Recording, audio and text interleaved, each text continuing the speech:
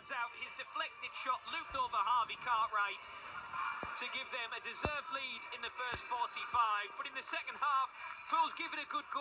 Plenty of chances in on goal. Matty Daly had numerous chances, albeit from distance, but the best fell to Alex Reid. A little flick round the corner from Matty Daly to open the space up to him inside the box.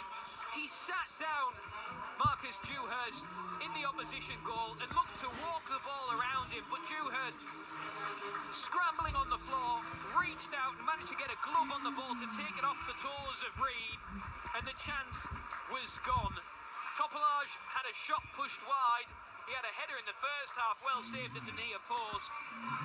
And Matty Daly again on 78 minutes, after some good build-up play, saw his effort denied by Dewhurst.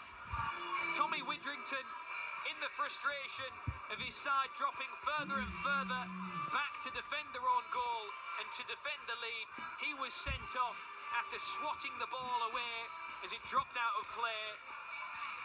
But Aldershot hung on. Pools were disjointed and they weren't clinical enough when it mattered. Aldershot won, Hartlepool United 0. Robbie? I think you summed it up perfectly, Rob. It wasn't the worst Pools performance that we've seen probably this season. I imagine it was an improvement on last Saturday against Brackley, but they've got to be really careful that they don't fall into the same sort of trap that they fell into last season. Start well and then suddenly, it doesn't take long in football for something like this to unravel. Pools suddenly are really struggling to create, they're struggling to score goals. They did create a little bit more today. I think Alex Reid will be slightly frustrated. They had a few half chances. Marcus Dewhurst had to make some saves, but for me they're just too cautious. I think the team selection was a little bit wrong. I was underwhelmed by it from the start. Why have you got a wing back playing on the left wing when you've got a winger who's been one of your better players left on the bench? Why sign these strikers and then not bring them on until 5 minutes from time? I think the approach needs to change.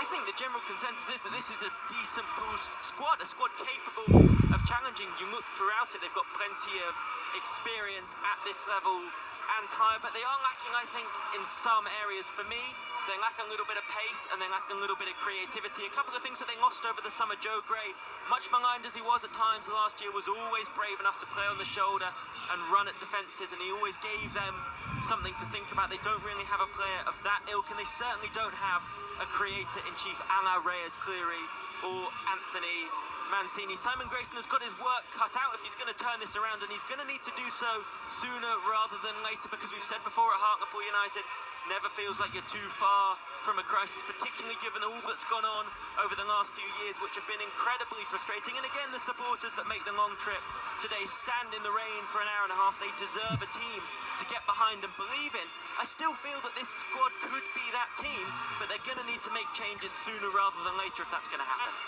And Matty, just as Robbie was talking there, Jermaine Francis making his way off the pitch. He's got a bag of ice strapped to his right thigh and is still limping really heavily, so that will be of concern to Simon Grayson, as will the state of fitness of Tom Parks, who was taken off at the break after struggling to finish the first 45. And as the team made their way off the pitch, a really heated disagreement between Harvey Cartwright and Luke Charman, which I didn't see how it ignited, but the two were very clearly making impassioned points and didn't really want to hear what each other had to say. It was Harvey Cartwright walking away from Luke Charman, who was still trying to make his point as the pair went down the tunnel.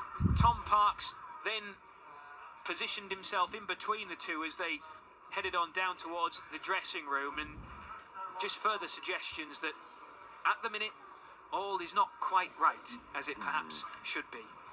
And the thing is as well, both Rob and Robbie, I suppose, there needs to be just they need to just arrest this slide, don't there, at some point, because momentum's a big thing in football. It works both ways, both on a positive note and a negative note. But if you continue to go both goalless and winless, confidence is just going to be shot to bits, isn't it? And it only goes one way.